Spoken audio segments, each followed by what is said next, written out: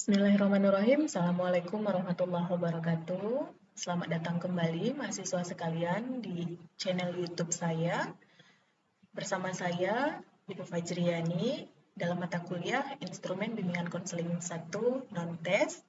Dan untuk video kali ini, kita akan membahas lebih lanjut tentang penentuan nilai skala yang sudah pernah kita bahas sebelumnya di video sebelumnya di part 2, nanti link video akan saya buat di bawah di deskripsi. Oke, penentuan nilai skala sebenarnya adalah satu tahapan yang bisa kita gunakan untuk menentukan ya dari sekian banyak item dalam skala psikologis yang sudah kita buat, item mana yang layak untuk masuk ke tahap berikutnya. Jadi kalau kita bilang itu layak dipakai sebelumnya, sebenarnya belum sepenuhnya layak dipakai. Jadi ini adalah step pertama sebelum kita menguji validitas dan reliabilitas dari item itu. Begitu ya. Jadi nilai skala ini kita gunakan untuk melihat pertama kali proses, kalau versinya saya akan mengatakan ini adalah proses eliminasi pertama kali, mana item yang menurut responden, item itu bisa dipakai dan mana item yang tidak bisa dipakai. Jadi prosesnya sebenarnya saya sudah jelaskan sebelumnya. Video ini saya buat untuk memudahkan Anda memahami bagaimana cara untuk menghitung nilai skala ya atau penentuan nilai skala. Jadi yang di video sebelumnya saya gunakan PowerPoint. Jadi saya di video kali ini saya mau uji cobakan, saya mau demonstrasikan langsung kepada Anda bagaimana perhitungannya. Kita akan menggunakan Excel ya. Jadi kita mulai aja. Di sini Anda bisa lihat bahwa ini saya anggap kita sudah pernah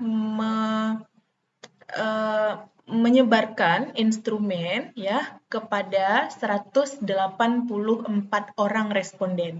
Jadi instrumen sudah disebar dan kita sudah kolek jawabannya, dan dari masing-masing item yang perlu kita hitung pertama kali adalah frekuensi ya. Jadi di sini ada frekuensi, proporsi, kemudian proporsi kumulatif dikurang T, kemudian ada nilai Z-nya, dan kemudian ada nilai Z yang kita tambah dengan nilai Z yang paling kecil, sehingga kita mendapatkan nilai untuk skala pertama, STS, sangat tidak setuju atau sangat tidak sesuai, itu jika dibulatkan akan menjadi 0 ya. Nah, di sini ini sebagai referensi kita, artinya ini yang sudah saya hitung. Nanti kita akan coba lihat perhitungannya. Di sini saya tuliskan kembali, ada 5, maknanya 5 ini frekuensi bermakna dari 184 responden, ada 5 responden yang menjawab sangat tidak sesuai untuk item nomor 1. Oke. Kemudian ada 6 responden yang menjawab tidak sesuai untuk item nomor 1, ada 41 responden yang menjawab netral, 61 responden yang menjawab sesuai, dan 71 responden yang menjawab sangat sesuai. Oke, untuk yang pertama, setelah kita punya data F, frekuensinya masing-masing berapa, kemudian kita akan menghitung proporsinya. Proporsi rumusnya adalah frekuensi dibagi dengan total responden.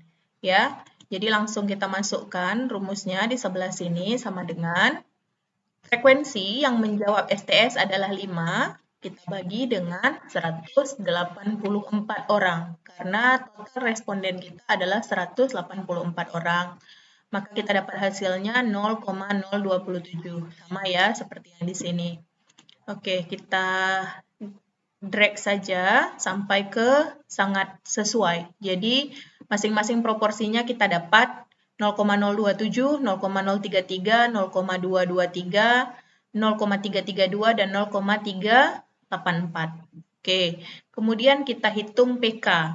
PK itu adalah proporsi kumulatif. Ya, kita mulai dari respon sangat tidak sesuai, itu proporsi kumulatif adalah sama dengan proporsi yang ada. Jadi langsung saja sama dengan yang proporsi ini, 0,027. Kemudian untuk untuk tidak sesuai, itu cara perhitungan PK-nya adalah proporsi yang ada di kategori TS, di kategori tidak sesuai, kita tambah dengan proporsi kumulatif sebelumnya, ya, ditambah dengan proporsi kumulatif sebelumnya.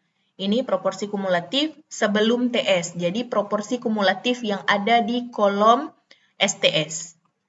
Maka hasilnya adalah 0,060, sama seperti di sini. Kemudian untuk yang ini, sebenarnya kita udah bisa langsung tarik aja begini. Nah, coba kita cek untuk kategori N, proporsi kumulatifnya adalah proporsi N, ya, proporsi N yang biru ditambah dengan proporsi kumulatif sebelumnya. Berarti 0,223 ditambah dengan 0,060. Maka kita akan mendapat 0,284. Begitu juga dengan proporsi kumulatif dari respon S, ya, ini.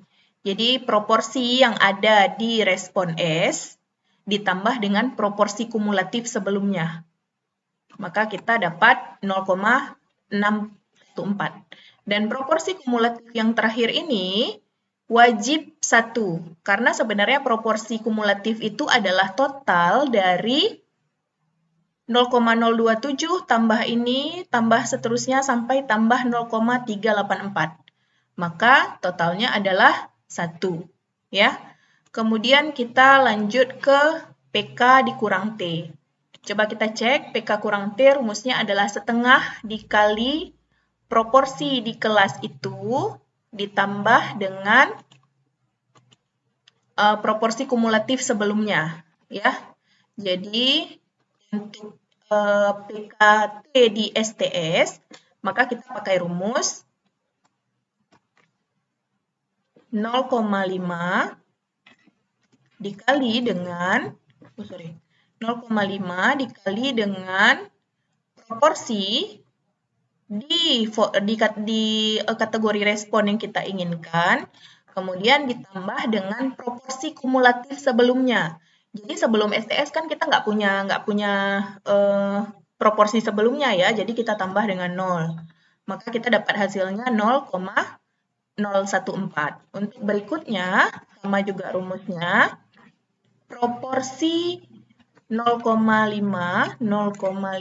dikali dengan proporsi yang ada di kategori TS. Jadi proporsi kategori TS ini ya, bukan yang di bawah. Yang di bawah adalah proporsi kumulatif. Jadi proporsi yang ada di kategori TS dikali 0,5, kemudian ditambah dengan proporsi kumulatif sebelumnya. Jadi kalau kita cerita TS, maka kita ambil proporsi kumulatif yang di STS, yang sebelumnya. Jadi di sini 0,027. Dan kita dapat 0,043. Ya. Nah, kemudian yang N juga sama. Jadi karena sudah sama, ini bisa langsung kita tarik aja. Oke, jadi PK kurang T untuk yang respon N, kita lihat di sini, ya, 0,5 dikali dengan proporsi yang ada di respon N. Proporsi di respon N adalah 0,223 dikali 0,5, jadi setengahnya. Kemudian ditambah dengan 0,060. 0,060 adalah frekuensi kumulatif sebelum respon N. Jadi, frekuensi kumulatif yang ada di respon TS, seperti itu. Dan sama juga untuk PK kurang T di S, yaitu 0,5 dikali proporsi yang ada di respon S, 0,332 dikali setengah, terus ditambah dengan proporsi kumulatif sebelumnya. Jadi proporsi kumulatif yang ada di respon N. Ya, maka kita dapatkan 0,448 dan yang terakhir proporsi 0,5 dikali dengan proporsi SS 0,384 ini, terus ditambah dengan proporsi kumulatif sebelumnya, proporsi kumulatif yang ada di kategori S, seperti itu ya. Jadi kita sudah dapat nilai PKT-nya. Maka nilai Z ini kita lihat dari tabel. Kalau Anda punya buku Bapak Saifuddin Azwar, maka itu ada di halaman 167.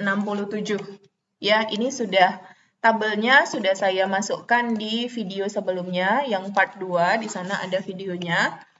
Nah, di situ 0,014 kita akan mendapatkan nilai Z sebesar minus 2,197 dan seterusnya sesuai dengan nilai PKT. Jadi nilai PK kurang T ini yang akan menentukan berapa nilai Z kita. Nah, untuk baris selanjutnya Z tambah 2,197 itu kenapa ditambah 2,197? Sebenarnya kita ingin membulatkan, ingin menjadikan nilai Z yang pertama ini menjadi 0.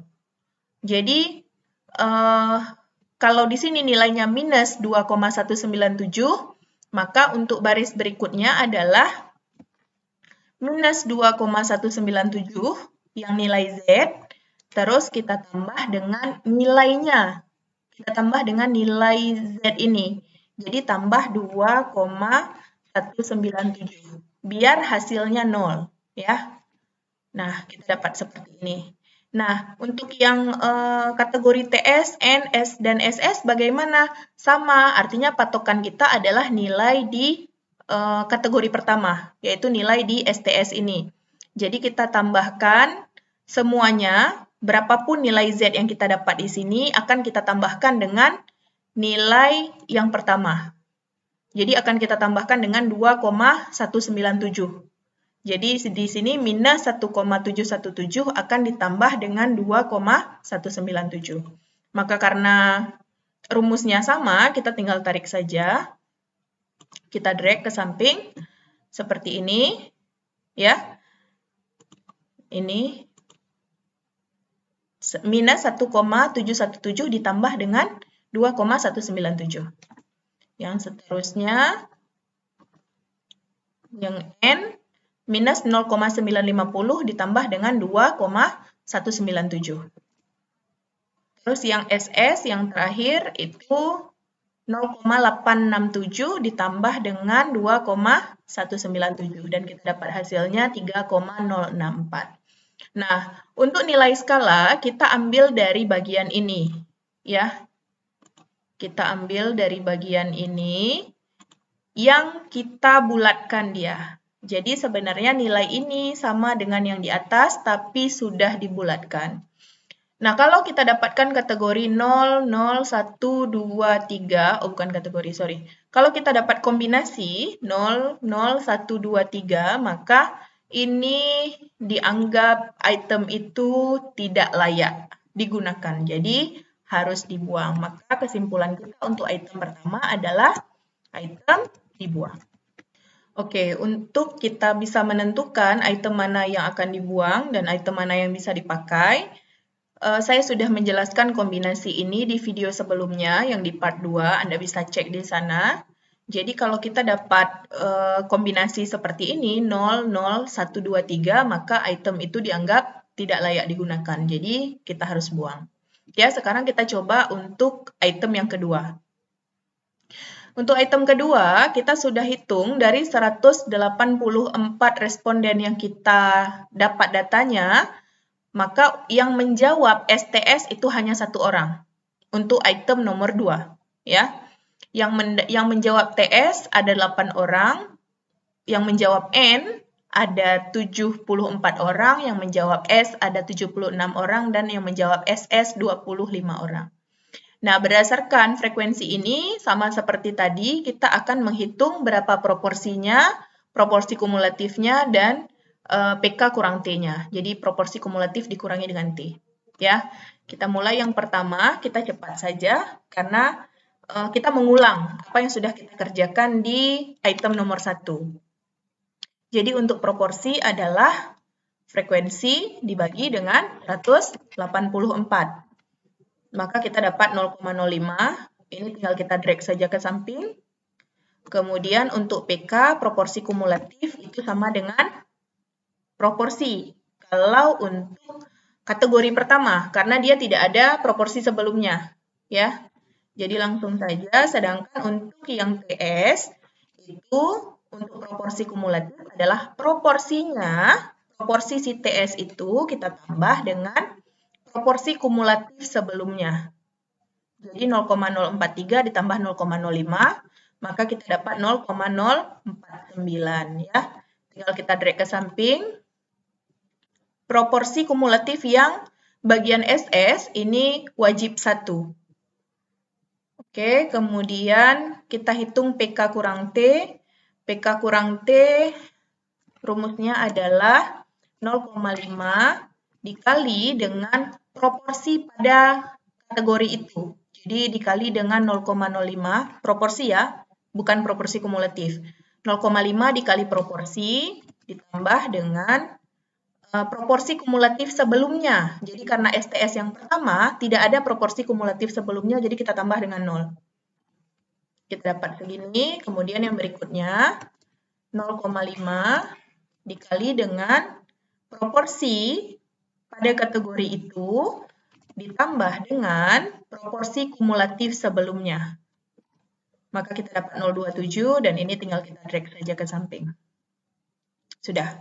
Kita sudah dapat datanya dan berdasarkan PK dikurang T ini, kita lihat kembali nilai Z, ya, ada di halaman 167 dan kita dapat nilai Z seperti ini. Nah, berbeda dengan item nomor 1 tadi, kalau item nomor 1 nilai yang lainnya saya birukan, selnya saya hijaukan, salah juga ya. Oke, yang selnya saya hijaukan, maka kita tidak menambah 2,197. Kenapa? Karena nilai Z untuk kategori pertama itu bukan 2,197 di item kedua, tapi 2,748. Jadi, untuk kita menjadikan minus 2,748 ini jadi 0, maka kita akan menambahkan dia dengan 2,748. Jadi, yang ini ditambah dengan 2,748. 0 dia. Dan rumus yang sama juga berlaku seterusnya sampai di kategori SS ya. Jadi, untuk 0,821 ini datangnya dari mana? Dari minus 1,927 ditambah dengan 2,748. Kita dapatkan 0,821, 2,074, 3,155, dan 4,231. Untuk nilai skalanya, nilai di sel yang hijau inilah yang kita bulatkan. Jadi 0 tetap 0, 0,8 dibulatkan jadi 1, 2,07 dibulatkan jadi 2, 3,155 dibulatkan jadi 3, 4,234 dibulatkan jadi. Karena kombinasi nilai skala yang kita dapatkan untuk item 2 ini adalah 0, 1, 2, 3, dan 4, maka kesimpulan untuk item ini adalah item dipakai. Ya, berbeda dengan item yang pertama, nilai skalanya 0, 0, 1, 2, 3. Jadi itu kombinasi yang tidak bisa dipakai. Sedangkan kalau 0, 1, 2, 3, 4 itu itemnya bisa dipakai. Ya, untuk menentukan kesimpulannya apa, silahkan cek kembali kombinasi-kombinasi apa saja yang mungkin kita dapatkan dari penentuan nilai skala ini dan kombinasi mana yang menentukan bahwa item itu harus dibuang dan kombinasi mana yang memungkinkan item itu untuk dipakai. Tapi dipakainya bermakna dia akan masuk ke tahap berikutnya ya. Jadi ada tahap validitas dan tahap reliabilitas lagi di depannya untuk menentukan mana item yang sebenarnya benar-benar baik. Oke, saya rasa cukup sekian video penjelasan tentang penentuan nilai skala kali ini. Mudah-mudahan video ini bermanfaat untuk Anda dan dapat membantu Anda untuk lebih memahami tentang penentuan nilai skala terhadap skala psikologis yang telah Anda buat. Terima kasih atas perhatiannya, selamat belajar. Jangan lupa like, komen, dan share video ini kalau Anda rasa video ini bermanfaat. Saya akhiri, Assalamualaikum warahmatullahi wabarakatuh.